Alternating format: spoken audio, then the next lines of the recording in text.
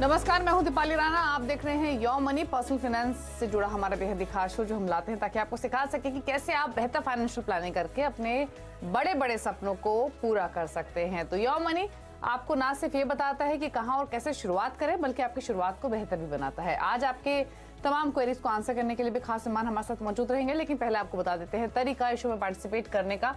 तो नोट कर लीजिए किस तरीके से आप इस शो का हिस्सा बन सकते हैं। 7045220000 ये हमारा व्हाट्सएप नंबर है, और साथ ही इसके अलावा आप सोशल मीडिया प्लेटफॉर्म्स के थ्रू भी कर सकते हैं। हमारा ये शो लाइव जा रहा है फेसबुक, ट्विटर पर, वहां जाकर आप अपने क्वेश्चंस भी पोस्ट कर सकते हैं और साथ ही अपने सवाल भी वहां पर पोस्ट कर सकते हैं #AskAwaz योर मनी लिखकर, और ईमेल तो है ही yourmoney@nw18.com। तो ये है तरीका योर मनी से जुड़ने का, अपने सवाल भेजने का। और आज हमारे साथ फिनफिक्स रिसर्च एनालिटिक्स की प्रवीण वाजपेयी मौजूद हैं। प्रवीण नमस्कार, स्वागत है आपका। और क्वेरीज तो लेंगे, लेकिन आज म्यूचुअल फंड एग्जिट स्ट्रैटेजी पर भी बातचीत कर लेते हैं। जिस तरीके से म्यूचुअल फंड में सही समय पर निवेश करना जरूरी होता है, और उससे ज्यादा जरूरी होता है कि आप सही समय पे एग्जिट करें। तो इसके बारे में प्रवीण से मैथमेटिक्स समझते हैं कि क्या है ये एग्जिट और एंट्री का मैथ्स म्यूचुअल फंड इन्वेस्टमेंट से जुड़ा हुआ। तो बताइए प्रवीण। नमस्कार दीपाली, बिल्कुल आपने ठीक बोला। आई थिंक एग्जिट स्ट्रैटेजी एक थोड़ा अंडर डिस्कस टॉपिक है। हम लोग अक्सर बात करते हैं कि आपको इन्वेस्टमेंट्स की शुरुआत करनी चाहिए, पर आपको उन इन्वेस्टमेंट से निकलना कब है, आई थिंक उसकी हम लोग डिस्कशन कम करते हैं। एंड मैं यहाँ पे 4 सिचुएशंस डिस्कस करना चाहूंगी जब इन्वेस्टर्स अपने इन्वेस्टमेंट से एग्जिट करें। इसकी जो फर्स्ट आई थिंक एक सिचुएशन है जहां पे इन्वेस्टर्स को सोचना चाहिए कि अपने एसआईपीज को कम कर दें, स्टॉप कर दें और अपने इन्वेस्टमेंट से निकले जब वो अपने फाइनेंशियल गोल्स के बहुत करीब हों। मान लीजिए कि किसी ने अपने बच्चे की एजुकेशन पे पैसा डाला है, कॉलेज जाने में 2 साल है, बच्चा 11वीं क्लास में है। ऐसे में दीपाली जरूरी है कि क्योंकि वो अपने लक्ष्य के बहुत करीब है, वो अपना एक शिफ्ट शुरू कर दें। एकदम से एग्जिट नहीं, shifting from equity to debt, एक शिफ्ट शुरू करें जिससे उनका जो रिस्क है, अगर किसी मार्केट में एकदम से गिरावट आती है उससे वो बचते हैं।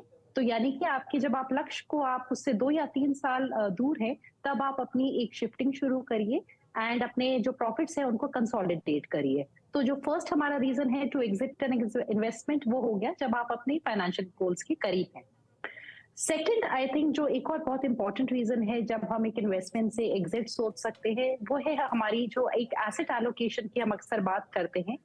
एसेट एलोकेशन को अगर हमें रीबैलेंस करने की जरूरत पड़े, मान लीजिए कि इक्विटी में बहुत तेजी हमने देखी है और किसी इन्वेस्टर का जो रिस्क प्रोफाइल है वो उन्होंने 60% इक्विटी और 40% डेट के हिसाब से रखा था, और अब उनका जो इक्विटी का एलोकेशन है वो बढ़ के 65 या 70 पहुंच गया है।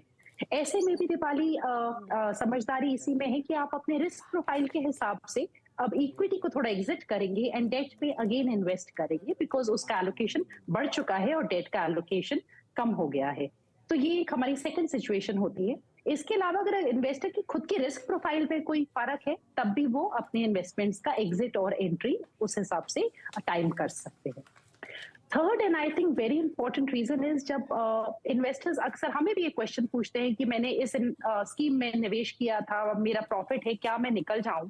कई बार इन्वेस्टर्स बिना किसी बहुत एक गोल को लिंक बिना किए इन्वेस्ट करते हैं और उनका मकसद होता है कि थोड़े वो पैसे बनाएं और कुछ प्रॉफिट जनरेट करें। एंड कुछ ऐसे टाइम्स होते हैं मार्केट में जब बहुत यूफोरिया होता है, ये एक अच्छा टाइम होता है जब आप अपनी प्रॉफिट बुकिंग कर सकते हैं एंड तब आप अपने स्टॉक्स या स्कीम्स में से एग्जिट कर सकते हैं जब आपको लगता है कि वैल्यूएशंस बहुत स्ट्रेच हो रहे हैं और शायद मार्केट भाग रही है और हमारे पास रीजंस कम पड़ रहे हैं कि मार्केट क्यों भाग रही है। तो ये भी एक अच्छा टाइम होता है to do your profit booking. ज्यादा नहीं तो आप पार्शियल प्रॉफिट बुकिंग कर सकते हैं। And fourth and again another important reason is कि अगर किसी स्कीम के बेसिक डायनेमिक्स में कोई फर्क आता है, क्योंकि जैसे हमने दीपाली देखा पीछे, जैसे एल&टी एंड एचएसबीसी का एक हमने देखा कि उन्हें टेक ओवर किया है, उससे पहले हमने प्रिंसिपल को देखा एंड सुंदरम का एक मर्जर देखा।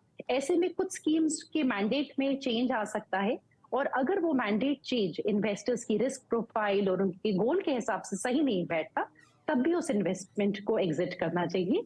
एंड ऑफ कोर्स उसके अलावा एक जो अंडर परफॉर्मेंस रहती है स्कीम की, अगर वो लगातार कुछ क्वार्टर्स में चल रही हो, तो भी इन्वेस्टर्स एग्जिट का सोच सकते हैं।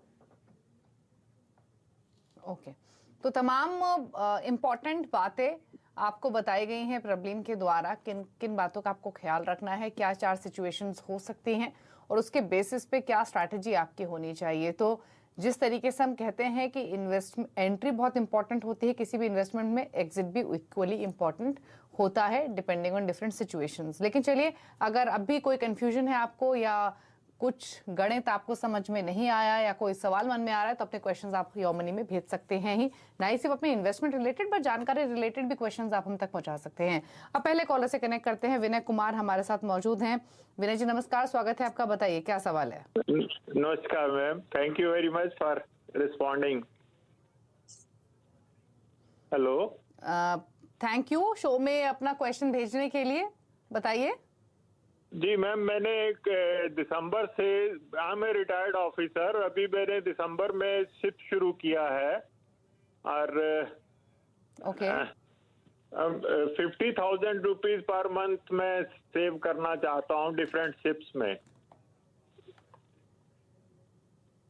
ओके, तो आपने 50,000 की SIPs शुरू की हैं। फंड्स की डिटेल्स तो हैं मेरे पास। आप कोई टाइम होराइजन लेके चल रहे हैं, कोई गोल लेके चल रहे हैं, बताइए। Keeping in view the age factor, 5 साल का टारगेट है जी मेरा। ठीक है, 5 इयर्स के होराइजन से आप इन्वेस्ट कर रहे हैं। तो अगर प्रबलीन इनका पोर्टफोलियो आप देखेंगी तो काफी सारे फंड्स इन्होंने रखे हैं। मतलब 50,000 की SIP तो चलिए एक अच्छा अमाउंट एक डाल रहे हैं, बट बहुत सारे म्यूचुअल फंड्स हैं जिसमें कैटेगरीज, फंड हाउसेस और साथ ही साथ सेक्टोरल फंड्स का डुप्लीकेशन भी है।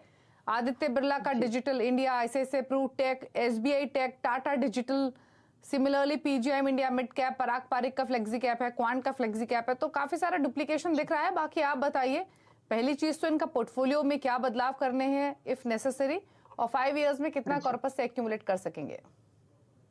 जी, पहले तो विनय जी को मैं कांग्रेचुलेट करना चाहूंगी बिकॉज 64 इयर्स में ये बहुत अच्छा एक इक्विटी को एक्सपोजर ले रहे हैं, विच इज गुड बिकॉज अक्सर हम देखते हैं कि एज के साथ लोग काफी रिस्क एवर्स हो जाते हैं। और जो विनय जी ने अपना पोर्टफोलियो भेजा है वो भी मैं बोलूंगी एक हाई रिस्क पोर्टफोलियो बना के भेजा है।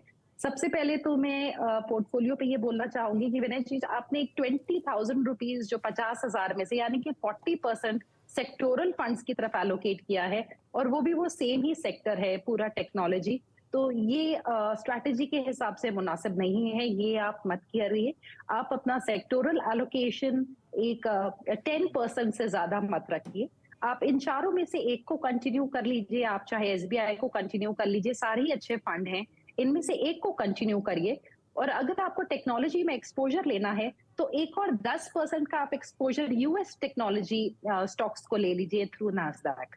तो उससे आपका जो सेक्टोरल एलोकेशन है वो कंप्लीट हो जाता है। इसके अलावा मैं बोलूंगी कि थोड़ा सा और पोर्टफोलियो को हम कंडेंस करेंगे। क्वांट के आपने 3 फंड उठाए हैं, उनमें से आप प्लीज एक ही को कंटिन्यू करिए। आप लार्ज एंड मिड को रख लीजिए, फ्लेक्सी कैप एंड फोकस्ड को आप मत कंटिन्यू करिए। 65 to 70% का इसमें ओवरलैप है पोर्टफोलियो में। उसके अलावा एक लार्ज कैप एक्टिव फंड की जगह आप एक पैसिव फंड उठा सकते हैं लार्ज कैप के लिए, कैनरा का ब्लू चिप की जगह। एंड उसके अलावा जो आपका पराग पारिक है, PGIM है, और एक स्मॉल कैप आपने फंड उठाया है, वो ठीक है। पर अगर आपने पहले इक्विटीज में इन्वेस्ट किया है तो आई एम श्योर आप समझते हैं इक्विटीज का मूवमेंट। अगर नहीं किया है तो 5 इयर्स में आपने एक रिटर्न एक्सपेक्टेशंस दी हैं जो काफी हाई हैं, 18 से 20%। मैं बोलूंगी कि आप उसको भी प्लीज थोड़ा सा 10 to 11% लेके चलिए। और जो हमारी ग्रोथ है वो नॉन लीनियर होगी, एक लाइन में ऊपर नहीं जाएगा। आप करीबन 41 लाख जमा कर लेंगे अगर हम एक 11% तक का रिटर्न लेके चले। और अगर आप 18% पा लेते हैं, जो मैं बोलूंगी बहुत हायर साइड पे है, तो आप अराउंड 48 लाख जमा कर लेंगे, बिकॉज हमारा टाइम होराइजन यहाँ कम है, 5 साल का ही है। ओके, चलिए, तो ये आप